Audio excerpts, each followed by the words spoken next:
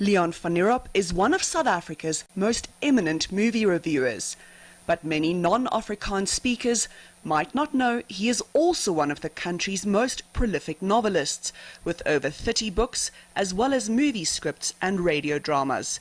His latest novel, called Katelknaap in Afrikaans or Toyboy in English, has just been published. We visited him at his Fairland home to talk about the book.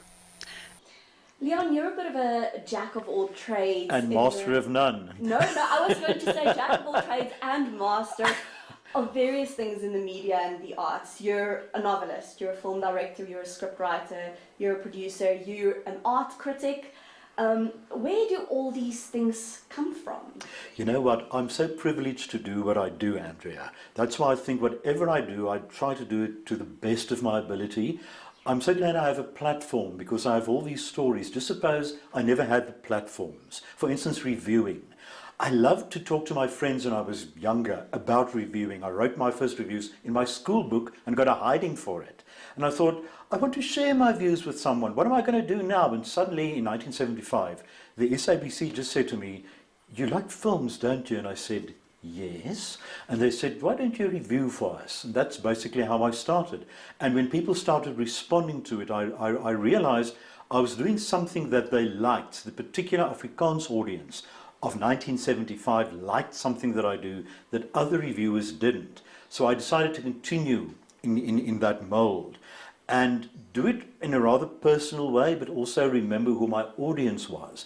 Because I remember they would always say, my parents would always say, "Well, he reviewed a different film from what I saw, or it's above my head, I can't understand what he's saying." And I thought, but I'm talking to ordinary people, so I should try and make it ordinary. Of course, it depends on the film.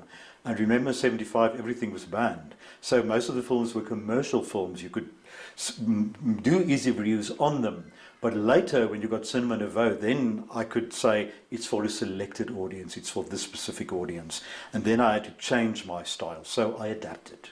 What's so interesting about you is your storytelling is so varied. So you tell stories in various genres. You don't stick to one. You don't just stick to romance or dramatic literary fiction or thrillers or horror. I've read some of your horrors. So why this particular romantic, steamy, I've heard it described as a coming-of-age romance? Where does the story come from? It is a coming-of-age story. It is actually based on somebody that I knew, but it's a composite of a lot of people, the character of Tristan. But it's somebody that I met who said to me, "What do you think it is that I do?" And I said, "Well, I think you're a tour guide, or you're so learned and you're so sophisticated that perhaps you're an actor or whatever." And he said, "No, I'm a gigolo." "Would you ever have guessed it?" And I said, "No." And he said, "You know, I want you to write my story."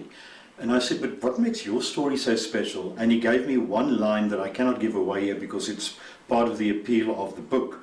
And I said, "So that is the lift pitch. That is the 15-second pitch that I needed." And I said, "But why do you also want me to tell your story?" And I'll never forget that line. And he said, "I want people to know about me." And I said, "Well, they're going to know about you now." And then I wrote his specific story, but then I realized there were gaps. There were other things because he had a very privileged life and everybody liked him. But there are other people who suffer to do what they do, or there's a different reason why they do what they do, or they can't get a job. But he simply did it because he liked it. He loved women. He loved to romance women. He liked to make women feel great, feel special. And other people would simply do it for the money, and he didn't.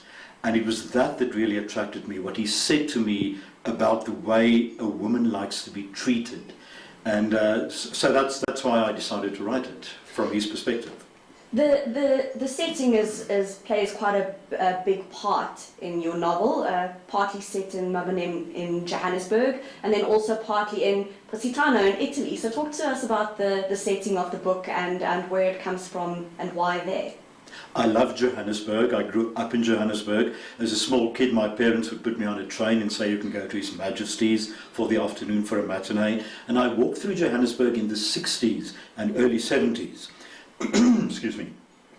I went to Johannesburg in the early 60s and the early 70s, and I watched these huge buildings and these movie palaces, and I just fell in love with the city because, remember, I came from Brakpan.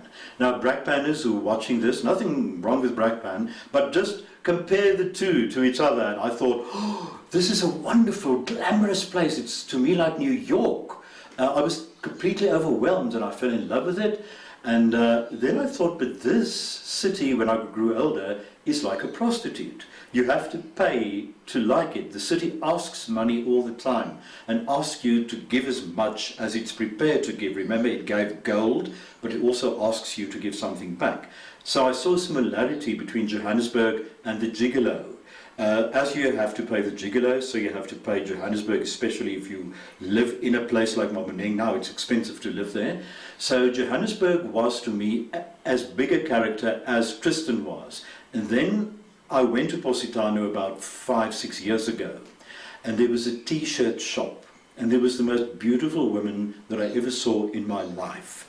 And when I saw her selling t-shirts, I literally fell in love with her. She was that beautiful. She was like, almost like Emma Stone or wherever. You just fall in love with that face. And I bought this t-shirt from her, and we talked a bit because she was Italian and I couldn't really speak Italian, but I was just fascinated by her, and that's where the character of Christina started.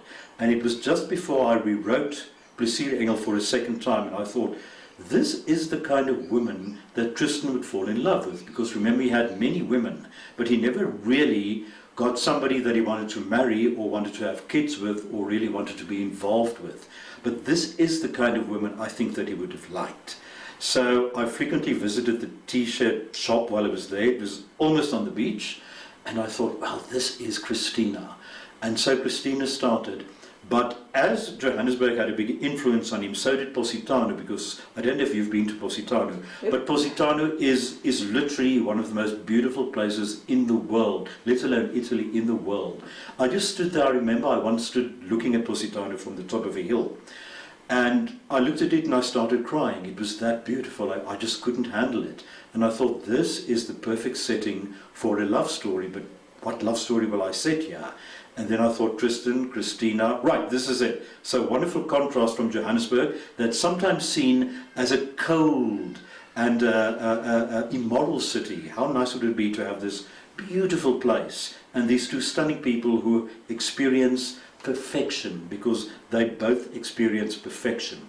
And the problem with Tristan is he would never experience that kind of perfection again. Hence, he never went back. That's why Positano is so important.